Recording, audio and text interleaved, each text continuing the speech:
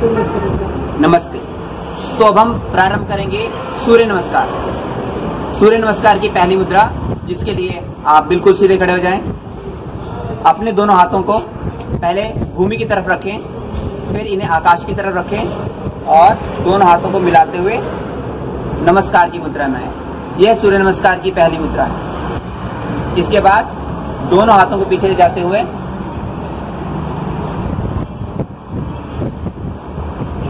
ये दूसरी मुद्रा है। इसके बाद तीसरी मुद्रा में आप हाथों से धरती को स्पर्श करेंगे। चौथी मुद्रा में अपने बाएं यानी कि लेफ्ट पांव को आप पीछे की तरफ ले जाएंगे। अगली मुद्रा में आप अपने दोनों पांवों को पीछे की तरफ ले जाएंगे। उसके बाद अगली मुद्रा के लिए पहले अपने घुटनों को जमीन पर लगाएंगे और आगे झुकते हुए पहले आगे झुकेंगे। उसके बाद अपनी एड़ियों को फैला देंगे और भुजंगासन की मुद्रा में आएंगे। तत्पश्चात हम पर्वतासन करेंगे। पहले हमने अपना लेफ्ट पांव पीछे किया था, इस बार हम अपना राइट पांव पीछे करेंगे, आगे करेंगे। उसके बाद दोनों पांव आगे, हाथ वहीं रहेंगे, वापिस पीछे की तरफ, फिर धीरे धीरे प्रणाम की मुद्रा। ये सूर्य नमस्कार का एक चरण है। इसमें 12 मुद्राएं होती हैं। धन्यवाद। प्रत्येक आसन को करने के लिए हमें यदि बैठना हो तो पद्मासन, जिसमें हम पहले अपने दाएं पांव को बाईं जगह पर और बाएं पांव को दाहिनी जगह पर रखते हैं। योगासन करते समय आपकी कमर, गर्दन और सिर तीनों एक सीध में होने चाहिए। आज हम देखेंगे कि हमें किस प्रकार के आसन में बैठकर ध्यान प्राणायाम करना चाहिए।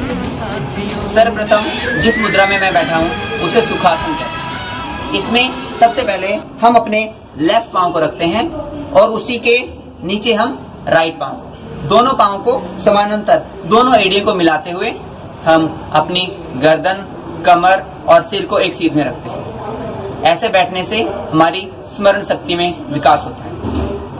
इसके लिए यदि इस आसन में बैठकर हम प्रत्येक आसन को कर सकते हैं। जिस प्रकार की श्वास प्रश्वास के लिए हम अनुलोम विलोम कर सकते हैं। आप अपने अंगूठे से अपने दाहिने नथुने को बंद कर लीजिए, बाएं नथुने से श्वास ग्रहण करेंगे और उसके बाद उसे भी बंद कर लेंगे। अपनी दोनों उंगलियों को अपने मस्तक के ऊपर इस प्रकार से रखें और श्वास को अंदर ही रोके रखें। उसके बाद जहां से आपने सांस लिया था उसके विपरीत दूसरी तरफ से आप सांस को छोड़ेंगे। इसी प्रकार दाएं से श्वास लेकर और बाएं से छोड़ेंगे।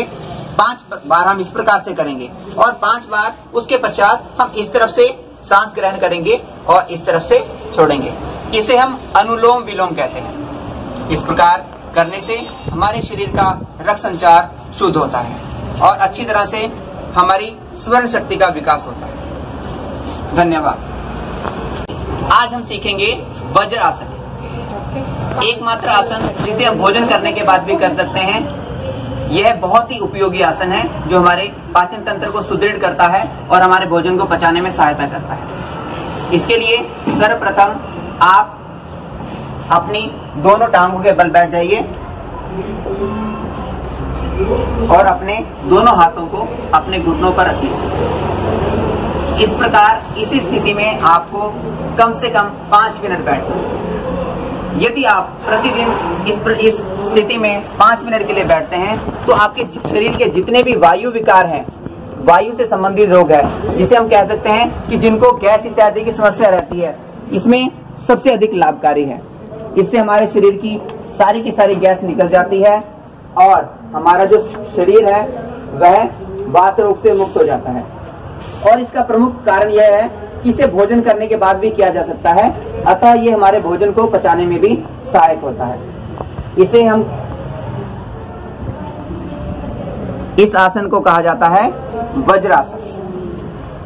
ये हमारे शरीर को वज्र के समान कठोर बना देता है, जिससे हम भोजन को अच्छी तरह से पचा सकते हैं और एकमात्र यह आसन है जिसे हम भोजन करने के बाद भी कर सकते हैं। धन्यवाद। आज हम सीखेंगे हलासन। हलासन यह बहुत ही उपयोगी आसन है आज हम इसको करने की विधि और इसके लाभ के बारे में जानेंगे। सर्वप्रथम अपने दोनों पांव आगे की तरफ फैला लीजिए। उसके बाद धीरे धीरे पीछे की तरफ लेट जाइए। अपने दोनों पांव को पीछे की तरफ ले जाते हुए जमीन से लगाइए और दोनों हाथों को कमर पे लगाइए।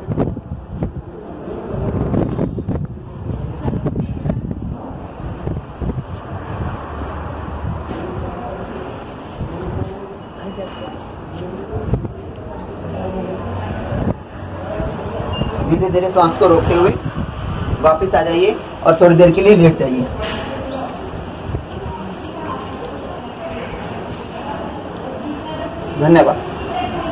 धन्यवाद।